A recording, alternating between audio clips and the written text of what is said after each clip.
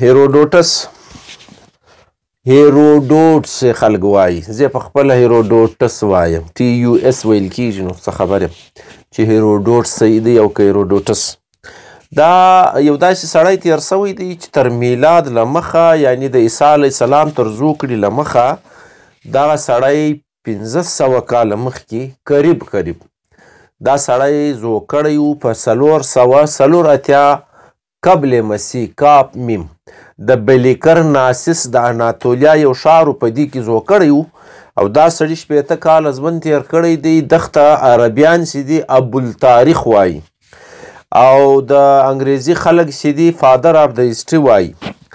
دغه سړي دغه کتاب لیکلی دی، دا ترجمه ده په اردو باندې. نو دا چې ګرځېدلی دی په هغه زمانه کې یو ګرځندوی دی، راوتلی دی له یونانه څخه، چکر یې وهلی دی، خپلې سیمې کتلي دي، بیا راوتلی دی د نړۍ په هغه وخت کې چې څومره آبادي ده، څومره خلک دي، دا یې ټول کتلي دي. بیا دغه سړي دغه کتاب لیکلی دی، دا تاریخ یې لیکلی دی. که څه هم هغه وخت د ده یاداشتونه دي، سفرنامه ده چې د کوم شیان لیدلي دي په سترګو باندې، هغه یې لیکلي دي. نن سبا چې سړی څېړنه کوي نو د تاریخ اولني سرکونه د ده دغه کتاب دی. ډېرې خبرې داسې دي چې اوس هم تحقیق ته اړې دي. خلک وایي چې دا خبرې یا د ځایونو په بدلېدو، یا د ښارونو په ختمېدو، یا په نومانو بدلېدو باندې اړه لري. پخوا چې د کومو ښارونو نومان استعمال کړي دي یا یاد کړي دي، اوس د نړۍ پر نقشه باندې هغه نسته. نو ځینې خلک وایي چې دا قامونو تباه کړل، ویې نړول، نوي ښارونه یې جوړ کړو. ځینې وایي چې نومان بدل سو، دا خپله یونانی دی. نو ځینې پر مخ در سره شریکومه چې توري دی هغه رنګه نسي ویلی. نو دا سړی چې دی د ساموس سیمه ورته وایي، په یونان کې په دې کې استوګن وی، د لکسیس نومي سړي زوی وی، مور یې درایتس نومېدله. دا په خپله علمي کورنۍ وه او دی په خپله مزاج یې دغسې پاته سوی و. نور خو نو د ده په اړه معلومات ګرد پر هغه اټکل ولاړ دي، وایي زده کړې د هلته د مور و پلار په سایه کې کړي وې. بیا چې څه وخت سبق ویلی نو راوتلی و، دته دا د ګرځېدو یا د چکر خوند ډېر ورکاوی، نو ځکه په سفر باندې روان سوی و. بس خپلې زده کړې دا د سفر او د جغرافیې او د تاریخ په اړه کولې، او کم ښارونه چې په هغه وخت کې ده لوستي وو یا کم ځایونه او تاریخ ده لوستی و، بس پر هغو سیمو راسم سوی و، چکر یې وهلی و.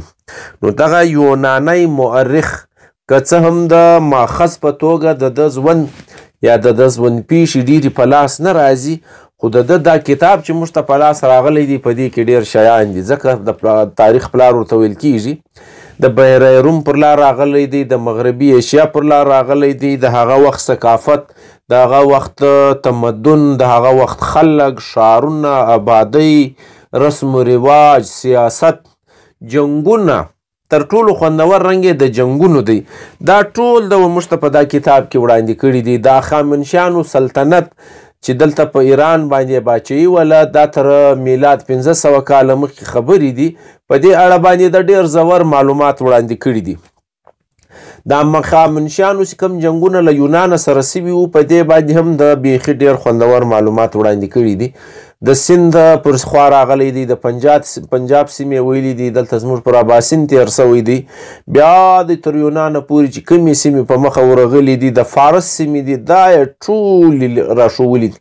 په زاړه یورپ کې ګرځېدلی دی. د ایشیا بېلابېل ملکونه چې ما در ټول ډېر نومان اوس موږ نه پېژنو چې دا کم ځایونه دي، ځینې قامونه د یاد کړي دي، د هغو نومان اوس نسته. نو دوی وجې کېدای شي یو هغه قامونه چې ده څنګه اورېدلي دي، لیکلي دي، او د یونانی و د به تورې سره اړول. نو ځینې بیا داسې دي چې هغه قامونه ختم سوي دي یا نومان بدل سوي دي، دا دوی رایې دي. نو کله چې دی په دا ثقافتونو، مذهبي رسم و رواجونو باندې خبرې کوي نو سړی حیرانېږي. هغه د مصر په سیمه چې ورغلی دی، هلته چې دا کم تاسو اوس ګورئ، دا د مصري باچاهانو چې کم مړي پراته دي، دوی چې څرنګه خوندي کول، مصالې به پر لګولې، هغه حنوط سوي لاشونه مړي، دا د دغه کتاب کې لیدلی دي او غږېدلی دی. په هغه زمانه کې چې د ده تر مخ کوم کار روان دی، د موږ ته راښوولي دي.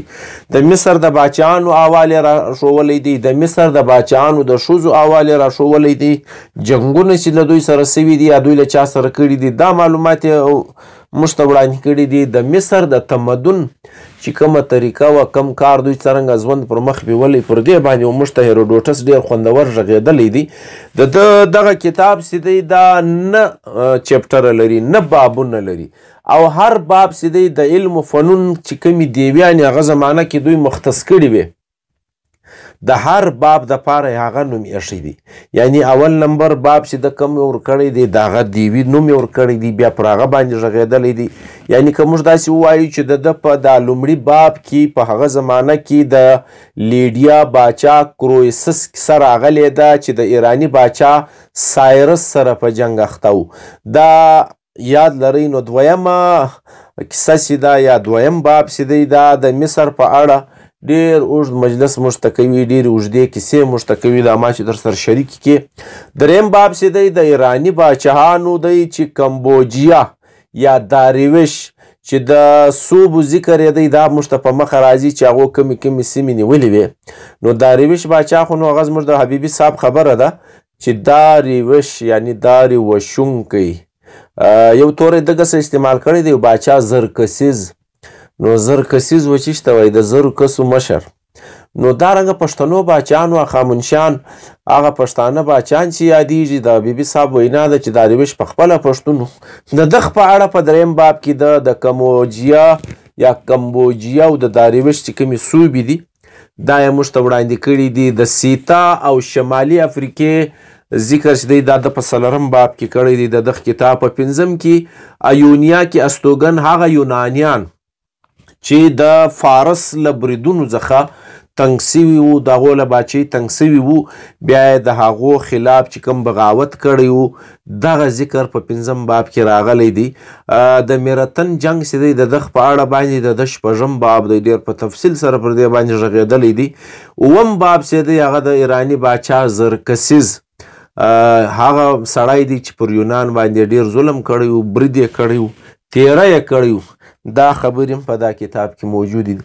اوس زرکسیز توری تاسو وڅېړئ چې دا چېشته وایي. زرکسه، زرکسان، زرکسیز هغه چې زرکسو باچا وي یا د زرکسانو مصر وي. نو دا عام د پښتو توری دی. دغه رنګه په اتم کې د ارتمیسم او سلامس د جنګونو احوال راغلی دی. ما در ټول دا توري ډېر کم زه ویلی سم، دارنګه یې لیکلي دي چې شاید یې چپ سره ووایم. او په نم باب کې د پلیټا او مایکالې د جنګونو ذکر ده راوړی دی چې یونانیانو کله ایرانیانو ته یا د فارس خلکو ته ماته ورکړې وه، پر دې باندې ښه په خوند باندې غږېدلی دی. دا هیروډوټس کمال دا کوي چې په هغه زمانه کې د آرینو په اړه دی درې پښې ذکر کوي، یعنی پاسادګار یوه قبیله، مارفیان دویمه قبیله، مارسیپان دریمه قبیله. دی وایي چې پاسارګاد چې و دا ښه نامتو پښه وه په دوی کې، ښه زورور خلکو، ښه جنګره خلکو چې د خامنشیانو د باچۍ بنیاد یې ایښی و، دا ده لیکلي دي. او د دغې پښې په اړه بېلابېل ښارونه جوړ کړي وو. په خپله دا پاسارګاد نومي ښار چې دوی آباد کړی و دا د هلته په فارس کې دوی د خپل قام یا د خپلې پښې په اړه آباد کړی و. دغه آثار چې دي دا تاسو نن هم لټولی سئ. د هخامنشیانو آثار اوس هم خوندي دي په غرونو کې، د دوی ډبرلیکونه، هغه د دوی نقشونه دا اوس هم سته، یو شی خوندي کړی دی. په هغه زمانه کې رواج هم دا و چې باچاهانو سره به چا لیدل هغه به پر ډبره باندې داسې کیندنې کولې، لیکلې به. کم قامونه چې هغه درس قبیلې ذکر کوي، څوک چې ورازي یا درس سفیران ذکر کوي یا د ده ماتحت گورنران، دا ګرد پر دا ډبرو باندې لیکل سوي دي. دا اوس هم نن هم موجود دي، دا تاسو لوستلی سئ. دا په میخي رسم الخط باندې لیکل سوي دي. کم خلک چې میخي رسم الخط څېړلی سي یا ویلی سي دا د راوړي دي. دارا نومي سړی چې بیا دی باچۍ کوي او ډېر غځېده کوي. دلته سند و پنجاب او دا د غلزیانو سیمه چې ده د غلزیانو تور یا دا د هزاره سیمه دوی یاده کړې ده، دا په کتاب کې راغلي دي. وایي لیا دا د غلزیانو سیمه نو افغانستان ښیي، لیا د هزاره سیمه چې اوس هم هزاره ډیویژن ورته وایي، دغه د محکومو قامونو په اړه دا سیمې د ذکر کړي دي. دا په دا کیندونو کې هم سته. نو دا دارا چې دی وایي تخت جمشید جوړوي چې نن سبا د جمشید تخت ورته وایي. دا د سفیرانو کیندنې، دا د ملاقاتونو کیندنې، د باچاهانو خپل مخونه یا یو بل ته خراج ورکول تر دغه حالې لیکلي دي چې د هندوستان خلکو به خراج ورکاوی د فارس دغه خامنشیانو ته، او دا بیا پخوا چې بیا ټپال ورته ویلی پر لرګي باندې بیا دوه داسې لوی بالټۍ هغه زمانه کې ټیمان ټال کړي وو، په دا کې به دوی دا خراج راخستی وو. د دغه تصویرونه پر دا ډبرو باندې جوړ دي، تاسې وګورئ. نو دا دوی په خپله دا شان دونې په وضاحت سره راوړي دي چې سړی حیرانوي. کله چې دوی سین توری لیکي د هیو سین د له هیروډوټس سره دا مسله ده چې دوی سین توری اباسین، نو د سین سیمه، نو دوی سین نشي لیکای، هند لیکي، سین په هی باندې لیکي. نو که چیرې هم تاسو هند لیدلی نو هغه د سین، او پر دې اړه باندې زما یو مقاله چاپ سوې ده، هند باغ که هندو باغ، دغه زموږ چې نن سبا مسلم باغ ورته وایي. نو پر دې باندې ما بحث کړی دی چې دا هندو باغ نه دی، دا هند باغ دی، د پښتو توری دی، او دا د په کتاب کې موجود دی، تاسې په خپله وګورئ. نو هغه د بیستون غره کتبه چې ده په هغه کې چې 1500 قبل مسیح چې دا کم شیان لیکل سوي دي، دا نن هم دا دي موجود دي. د جمشید باچا په اړه چې کومې کیندنې دي، یا په هغه په یو کیندنې کې وایي کم په یوه کال باندې کم کامونه چې وو یا نه بغاوتونه چې وو دا یې وهلي وو، په یوه کال یې وهلي وو. دا ټول په دا سیمه کې ذکر سوي دي یا په دا کتبو کې ذکر سوي دي. دا د ده په دا کتبو، دا د دوی کتابونه، دا بل شی خو نو نه وو په هغه زمانه کې، بس د کتاب یې دا طریقه پر ډبرو بیا کښل او داسې بیا تراشلی سي کتاب او تاریخ سي. خو دا د دوی دې ته پام نه و چې دا به په زراو کلونه پس هم پراته وي. خو اوس دا دې خوندي دي، خلک ورځي وایي تو تاګوش صوبه چې ده دا د بیستون په کتبه کې راغلی ده. نو دا د شمال د پنجاب د شمال پر خوا یاده سوې ده، ځکه ما درته ویل چې د غلزۍ یا د هزاره سیمه خلکو ورته ویلي. نو د غلزۍ سیمه کمه یوه ده، نو دغه د افغانستان لوړې خوای ښیي، زموږ له خوا خو نو دا لوړې خوای دي. نو دغه لوړې خوا ښیي، نو دا یا د هزاره سیمه ښیي، دا پکې ذکر سوي دي.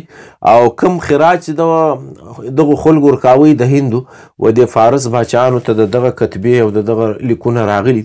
غرض دا چې د هیروډوټس حیثیت چې دی دا په تاریخ کې منل سوی دی. شننه غواړي د ده لغتونه دا څېړل غواړي، پښتوي او پښتو هغه توري چې موږ د پښتو سره څېړو هغه هم ده راوړي دي، او د ده په کتابونو کې ذکر دي.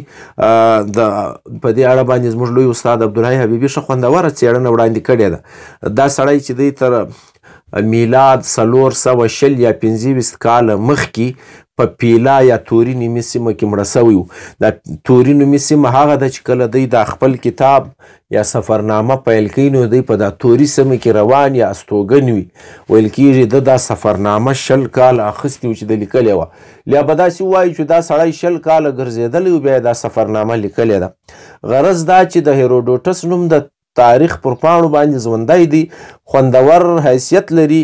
د سفرنامې حیثیت یې داسې دی چې نن سبا یو مستند تاریخ دی، ډېر شان چې دی موږ ځینې رااخلو د ماخذ په توګه کار ځینې اخلو. که دا غټ وخت سفرنامه لیکلې ده نو اوس د تاریخ حیثیت لري. ځکه زه ډېر کله خپلو ملګرو ته وایم چې تاسې کله سفر کوئ نو د هغه احوال لیکئ. په راروان وختونو کې دا د سفر احوال نه بلکې تاریخ ځینې جوړیږي.